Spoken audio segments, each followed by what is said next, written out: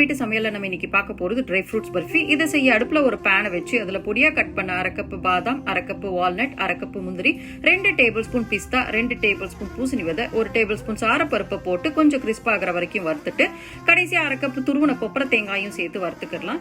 வறுத்த பருப்பை ஒரு தட்டுல கொட்டிட்டு அதே பேன் அடுப்புல வச்சு 1 டேபிள் ஸ்பூன் நெய் விட்டுக்கலாம்.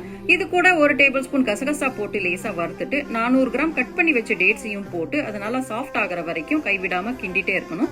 பழம் சாஃப்ட் ஆனதும் இது கூட நம்ம வறுத்து வச்ச பருப்பு எல்லாத்தையும் சேர்த்துக்கலாம். அப்படியே 1/2 டீஸ்பூன் ஜாதிக்காய் பொடி, 1 டீஸ்பூன் ஏலக்காய் பொடியும் சேர்த்து நல்லா கலந்து விட்டுறலாம்.